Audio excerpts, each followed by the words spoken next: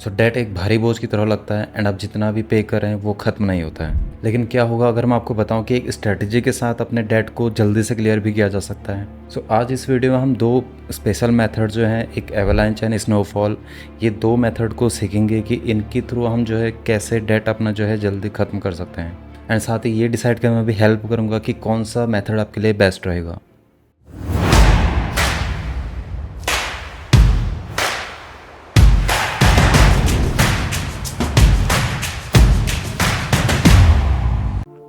Let's be honest, कर्ज होता है, भले ही वो आपका क्रेडिट कार्ड हो या कोई भी आपका होम लोन हो, पर्सनल लोन या एजुकेशन लोन, कुछ भी हो सकता है। एंड यह दिन प्रतिदिन बढ़ता है एंड भले ही आप चाहे कितना भी मिनिमम अमाउंट पे करते रहें, सो ये साइकिल आप इसमें ट्रैप हो सकते हैं। ये साइकिल चलता रहेगा आपका ईयर टू ईयर।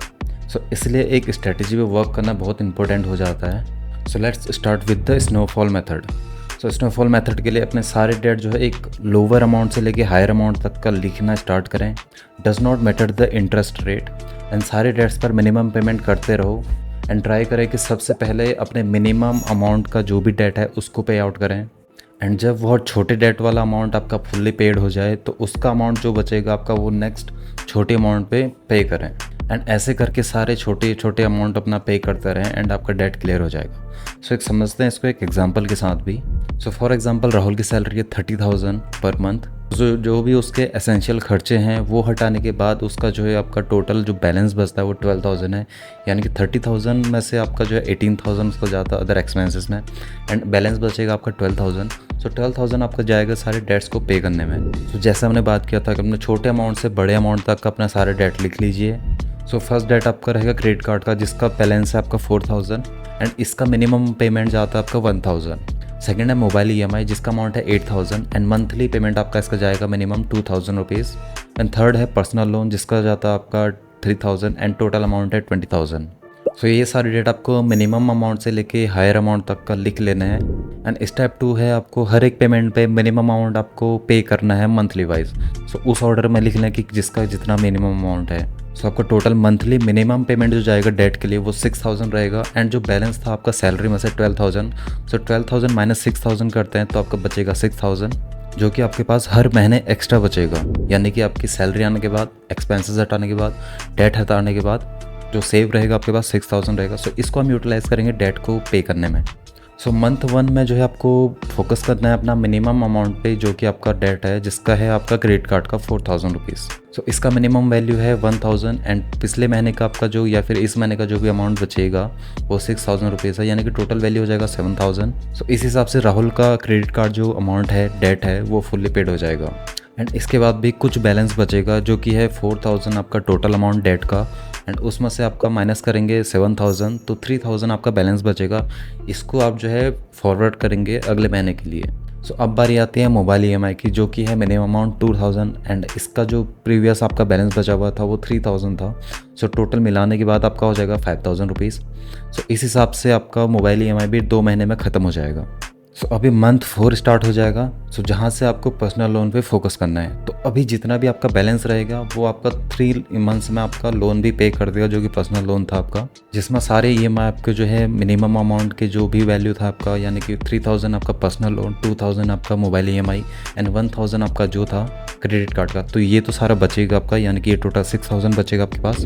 सो ये 6,000 अपना जो है पर्सनल लोन के लिए सारा डेट पे करने के लिए आपको लगा देना है एंड विद इन 4 मंथ्स में आपका ये लोन भी सारा ख़त्म हो जाएगा। सो इस हिसाब से राहुल ने विद इन 6 मंथ्स में 32,000 का जो है टोटल जो डेट अमाउंट था वो पे कर दिया with the help of snowfall method. यह एक स्नोबॉल को रोल करने की तरह ही है जो कि एक छोटे अमाउंट से जो है बढ़ता है, रोल होता है एंड एक भारी मोमेंटम पकड़ता है। एंड यदि आपको मोटिवेटेड रहने के लिए क्विक विन की आवश्यकता है तो यह मेथड वंडर की तरह काम करता है एंड फर्स्ट डेट चुकाना आपका it's feel like amazing. So method 2 है आपका डेट एवलांच। सो डेट एवलांच के लिए आपको हायर इंटरेस्ट रेट से लोअर इंटरेस्ट रेट पे फोकस करना होता है एंड इसी हिसाब से अपने सारे डेट्स को लिख लेना है। सो इसमें सबसे पहले आपको वो लोन चुकाना है जिसका सबसे ज़्यादा हायर इंटरेस्ट रेट है, बट साथ में आपके जो भी मिनिमम अमाउंट के जो भी लोन है वो साथ में पे करते रहना है। एंड जब एक ख़त्म हो जाए तो दूसरे शिफ्ट करना है सेम ऑर्डर में higher interest rate to lower interest rate. So first loan है आपका क्रेडिट कार्ड का जिसका टोटल अमाउंट रहेगा 10,000 एंड इंटरेस्ट रेट है 36%, साथ में minimum amount 1,000। And second personal loan 20,000 जिसका इंटरेस्ट है 15%, minimum amount 2,000 rupees per month. And third है एजुकेशन लोन जिसका टोटल अमाउंट रहेगा आपका 30,000 एंड इसका टोटल इंटरेस्ट रेट है 8% का and minimum amount 3,000। So same example लेते हैं, आफ्टर सैलरी जो भी एक्सपेंसेस काटने के बाद जो आपका बचता है बैलेंस वो होगा 10,000 rupees for example.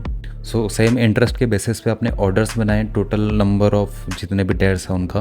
And step 2 total loans जो है जितने आपके मंथली टोटल मिनिमम अमाउंट उनका पे करते रहें, लाइक क्रेडिट कार्ड का आपका हो गया 1,000, पर्सनल लोन का 2,000 एंड सेम आपका एजुकेशन लोन का 3,000 रुपीज़।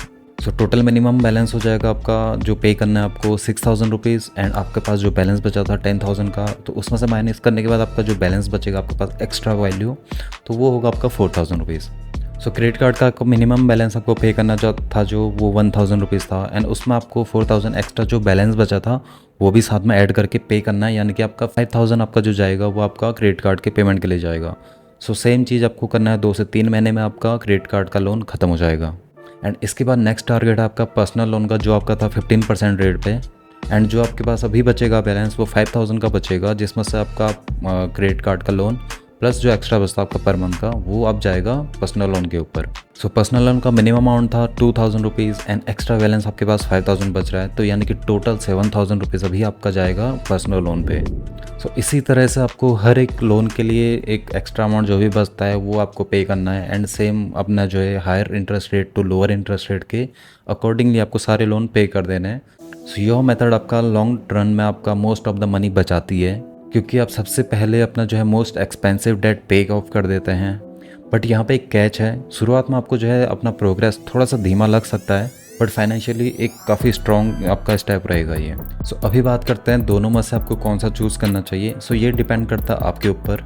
यदि आप प्रोग्रेस एंड स्मॉल विक्ट्री के साथ जाते हैं तो आपको यूज़ करना चाहिए स्नोबॉल, एंड साथ में यदि आपको ओवरऑल वैल्यू बचानी है यानी कि टोटल अमाउंट आपको बचाना है ओवर द टाइम, तो आपको जाना चाहिए एवलांच मेथड के साथ में। या फिर आप दोनों को कंबाइन करके भी यूज़ कर सकते हैं, जैसे स्नोबॉल से शुरू करें एंड एक मोमेंटम पकड़ने के बाद जो है एवलांच में आप शिफ्ट कर सकते हैं। सो कुछ एक्स्ट्रा टिप्स हैं आपको स्पीड अप करने के लिए। सबसे पहले बजट बनाएं एंड अपने हर एक पैनी को एक वर्क दें कि कहाँ पे करना है, एंड एक्स्ट्रा जो खर्चे होते हैं आपके एक्सपेंसेस होते हैं उनसे बचें। आपका 500 रुपीज़ भी काफ़ी वैल्यू रखता है। एंड अपनी साइड इनकम बढ़ाएं, साइड हसल करें, कोई भी साइड गिग या कोई फ्रीलांसिंग जिसमें आपका महारत हासिल हो। एंड विंडफॉल मनी का एक वाइजली यूज़ करें, जैसे कि आपका टैक्स रिटर्न हो गया आपका या कोई बोनस हो गया। सो इस तरीके से जो भी अमाउंट आता है आपके पास में उसका वाइजली यूज़ करें एंड अपने डेट को कम करें। डेट से छुटकारा पाना आसान नहीं है, बट एक राइट प्लान के साथ वर्क करना 100% आपको इसमें पॉसिबल बनाता है।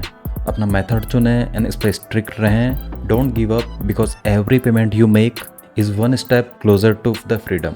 अगर इससे आपको हेल्प मिली तो वीडियो लाइक कीजिएगा एंड चैनल सब्सक्राइब कीजिएगा for more financial tips, and comment कीजिएगा कि आप कौन सा मेथड यूज़ करने वाले हैं।